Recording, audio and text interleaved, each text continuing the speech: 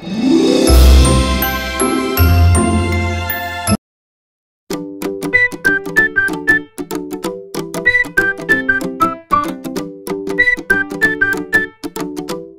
आलेली आहे विभाताई यांच्या किचन मध्ये, तर बघूया या कुठली रेसिपी शेअर करणार आहे आपल्या बरोबर।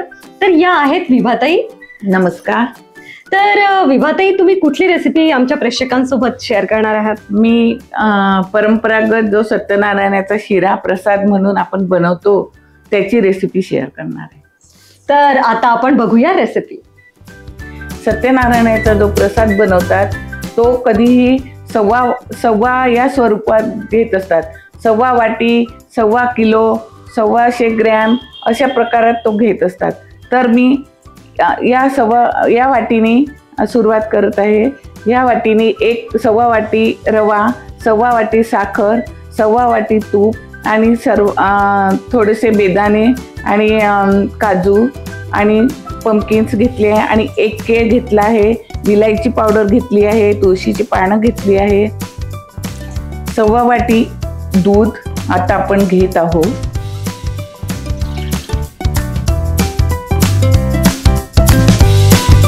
त्यासोबतच सव्वा वाटी पाणी सुद्धा घेत आहोत।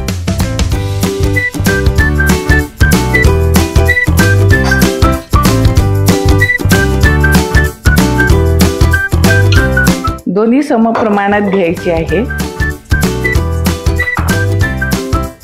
तर आपण आता सुरुवात करूया सत्यनारायणाचा शिरा बनवण्यासाठी।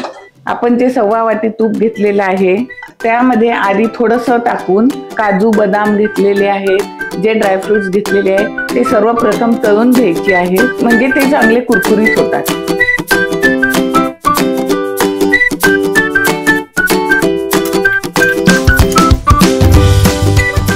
आता काय कराल? तूप तापल्यानंतर आता आपल्याला आपण जो रवा घेतलेला आहे तो रवा याच्यामध्ये चांगला भाजून घेऊया। रवा आपल्याला एकदम बारीक पण नको, जाड पण नको, मीडियम साईजचा रवा पाहिजे असतो, म्हणजे तो चांगला रवा मऊसूत दाणेदार असा प्रसाद तयार होत असतो। बरं, तुम्हाला पदार्थ बनवण्याची आवड आधीपासून आहे? हो, मला स्वयंपाकाची जास्त आवड आहे। हो ना? तुम्ही बनवलेला कुठला गोड पदार्थ तुमच्या घरच्या लोकांना जास्त आवडतं? मी गणपतीमध्ये लाडू, मोदक खूप सुंदर वेगवेगळ्या प्रकारचे मोदक बनवते। दर गणपतीला रोजही माझ्या गणपतीला वेगवेगळ्या प्रकारचे मोदक असतात। बरं, तुमच्याकडे गणपती बसतो ना? हा, माझ्याकडे अनंत चतुर्दशी पर्यंतचा गणपती असतो। त्याला मी पहिलेपासूनच, आज माझ्याकडे 25 वर्ष झाले गणपती आहे। तर मी त्याला रोजही वेगवेगळ्या प्रकारचे मोदक बनवते। बरं, तर जेव्हा गणपती येतो आपल्याकडे बसतो आणि 10व्या दिवशी जेव्हा त्याचं विसर्जन होते तेव्हा म्हणजे कसं वाटतं? एकदम घरातला वाटते ना, घरातला एक पाहुणा बाहेर गावी गेल्यासारखं वाटतं। पण खूप 2-3 दिवस, 10 दिवस तर इतका गजबज उत्साह, 10 दिवस खूप छान वाटतं। नंतर मग खूप वाईट वाटतं का गेले आपण, आपल्या हातात जेवढी सेवा होती तेवढंच तो करून गेला। बरोबर, त्याच्यामुळे खूप घाई राहते सकाळची। मग जेव्हा तुमच्याकडे गणपती बसतो तेव्हा सत्यनारायणाची पूजा असते ना? हा, तर तेव्हा तुम्ही हा प्रसाद बनवता? हा, तसा श्रावण महिन्यात पण हा प्रसाद शक्यतोवर घरोघरी असतो। हा ऍक्च्युली परंपरागत चालत आलेला प्रसाद महाराष्ट्रीयन लोकांमध्ये खूप फेमस आहे, त्यामुळे हा प्रसाद घरोघरी बनतो। दूध गरम झालंय, मी बंद करते। हा, चालेल। नवीन लग्न झालेले वरवधू जेव्हा आपल्या सासरी येते तेव्हा तिच्या हाताने सर्वात पहिले जी पूजा होते ती सत्यनारायणाचीच असते। तेव्हा पण हा प्रसाद बनवला जातो आणि तिची पहिली रसोई जी आहे ती या सत्यनारायणाच्या प्रसादापासून स्टार्ट होते। खूप चांगली माहिती ताईंनी दिली आहे आपल्याला, म्हणजे खूप चांगलं वाटलं ऐकून। सत्यनारायणाचा जो प्रसाद असतो त्याच्या मागची जी माहिती आहे आणि त्याचं जे महत्व आहे ते ताईंनी खूप सुंदररित्या आपल्याला सांगितलेलं आहे। आपल्याला आता यामध्ये केळं मॅश करून टाकायचं आहे, याच्यात बारीक चांगलं करून टाकायचं आहे। जसा रवा अर्धवट भाजून झालेला असतो तेव्हा जर टाकलं ना तर ते छान तळल्यासारखं होतं। शेवटी जर टाकलं तर एक सत्यनारायणाच्या प्रसादाला असा खूप कुबट असा वेगळा वास यायला लागतो। बरं, विभाताई जी पद्धत सांगत आहे रेसिपी बनवताना, ज्या छोट्या छोट्या गोष्टी सांगत आहे प्रसादाच्या मागच्या, ते लक्षात ठेवा आणि बिलकुल तशीच तुम्ही रेसिपी ट्राय करा, तुमची रेसिपी बिलकुल बिघडणार नाही। हा, या पद्धतीचा जर प्रसाद बनवला तर तुम्ही कधीही केव्हाही कुठेही 15 मिनिटात हा प्रसाद बनवू शकणार. वा, खूप छान. रवा फक्त गुलाबी होईस्तोवर भाजायचा. मेन इन्ग्रेडियंट जो रवा आहे तो जर चांगला भाजला गेला नाही तर पूर्ण प्रसादाचा शिरा तुमचा बिघडून जाईल. त्यासाठी तुम्ही रवाच भाजताना छान चांगल्या पद्धतीने भाजायचा आहे. छान असा हलका फुलका झाला हा रवा. गुलाबी रंगाचा जर रवा भाजला गेला तर समजावं रवा भाजण्याची जी प्रोसेस आहे ती संपत आली आहे. ते ड्रायफ्रुट्स आपण तळून घेतलेले आहेत ते पण आता मी यामध्ये टाकत आहे.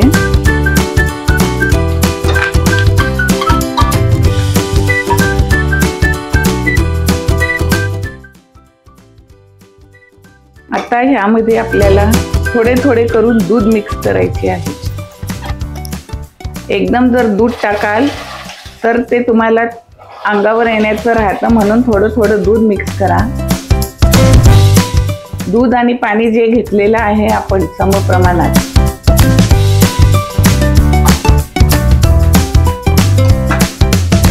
थोडं थोडं जर मिक्स केलं तर आपल्याला समजून येतं का याला रवा किती दूध पीत आहे, त्यामुळे आपल्याला आणखी टाकायला हरकत नाही. बघितलं रवा किती सुंदर मऊसूत रवा दिसायला लागला आहे.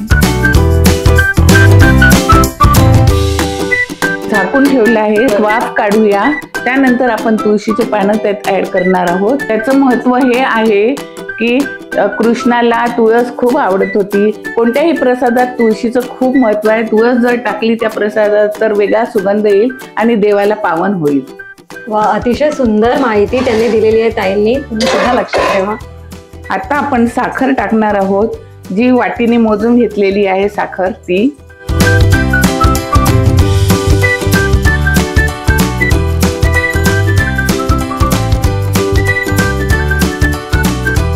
आता आपण ह्यात तुळशीचे पानं आणि विलायची पूड ऍड करणार आहोत. बघितला प्रसाद कसा छान मऊसूत दाणेदार तयार झालेला आहे. खूपच तुम्हाला हा प्रसाद जेव्हा बनवतो आपण तेव्हा थोडस 1 मिनिट वाफ घ्यायची आणि बंद करून टाकायची. हा प्रसाद कितीही वेळ थंडाई झाला तरी तुम्हाला असा लुसलुशीतच वाटेल खाताना. खूप सुंदर असा प्रसाद तयार झालेला आहे. आता आपण गॅस बंद करूया. आता आपण हा प्रसाद देवासाठी तयार झालेला आहे. हा प्रसाद आपण देवासाठी एका पॉटमध्ये काढून सर्व करून देऊया. पाहिल्याबरोबर सगळ्यांना खाण्याची इच्छा होईल असा हा प्रसाद तयार झालेला आहे. तुळशीचा सुगंध त्यात आणखी एक वेगळ्याच पद्धतीचा आनंद देऊन जातो मनाला. हा प्रसाद जो तयार झालेला आहे त्याच्यासोबत मी पंचामृत ठेवलेला आहे.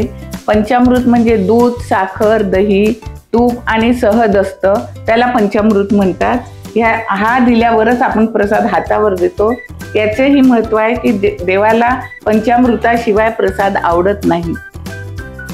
खूप खूप धन्यवाद ताई तुमचे. तुम्ही आम्हाला आमच्या प्रेक्षकांना इतकी सुंदर प्रसादाची रेसिपी करून दाखवली आणि त्याचं मागचे जे महत्व आहे आणि एक एक छोट्या छोट्या गोष्टी त्यांनी इतक्या सुंदररित्या समजून सांगितल्या की आमचे प्रेक्षक सुद्धा जेव्हा ही रेसिपी बनवेल, हा प्रसाद बनवेल तर अतिशय सुंदर बनेल आणि बिलकुल बिघडणार नाही आणि खूप छान होईल.